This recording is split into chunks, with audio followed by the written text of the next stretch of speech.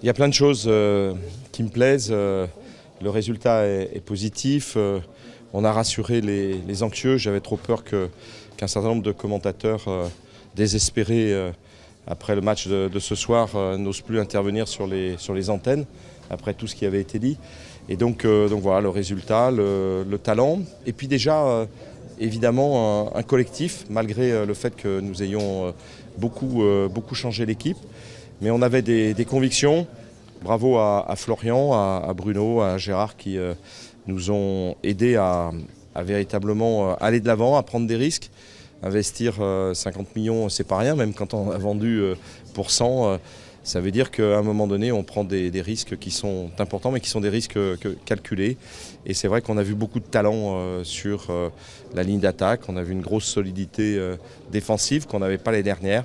Donc voilà, gagner un premier match 4-0 contre une équipe certes qui vient de deuxième division, mais qui avait vraiment envie de faire un résultat ce soir. On a vu d'ailleurs qu'il y avait beaucoup de qualité dans cette équipe de Strasbourg. Bon, ça donne envie de voir le deuxième match pour voir si c'est vraiment un match sur lequel on a eu beaucoup de chance ou si au contraire il y a quelque chose qui est en train de se construire. Ouais, j'ai proposé à Noël Le Graët et Nathalie Bois de la Tour d'arrêter le championnat parce que ça permettrait d'être champion alors qu'on n'a aucune autre chance d'être champion après les journées qui vont se passer. Mais on va quand même essayer de continuer de progresser, de croire en nous, même si, comme je l'ai dit tout à l'heure, on s'évertue à dire des choses qui ne tiennent pas debout mais qui font du buzz. Donc voilà, donc on est assez content que les idées que l'on a développées puissent se traduire au moins ce soir dans le bon sens. Écoutez, je pense qu'il faut faire confiance d'une manière générale aux gens qui ont un peu d'expérience dans le football. Si l'Olympique Lyonnais est numéro 1 dans la formation, numéro 1 chez les féminines et est en Coupe d'Europe depuis 21 ans de suite, ça veut dire qu'on s'est trompé moins que les autres. Donc voilà, moi je suis toujours étonné d'entendre des choses qui ne tiennent absolument pas debout et qui viennent créer la perturbation bon, c'est pas parce qu'un joueur n'a jamais joué en Liga avec le Real Madrid, bien qu'il en fasse partie, il n'a pas fait de match de championnat, qu'on doit dire que, etc. Bon, voilà, on savait que c'était un très grand joueur, même Zidane nous l'avait certifié.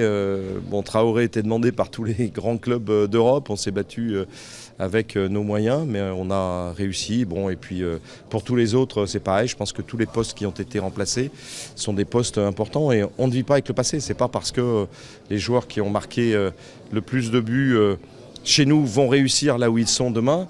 Et ce n'est pas parce qu'ils sont partis de chez nous qu'avec des joueurs qui correspondent à ce que nous souhaitons faire, à la stratégie de l'entreprise, du club, qu'on ne va pas réussir. Donc je crois qu'il faut un peu de modestie et c'est pour ça que je ne vais pas vous en dire plus ce soir, mais je suis très heureux ce soir pour toutes ces raisons-là.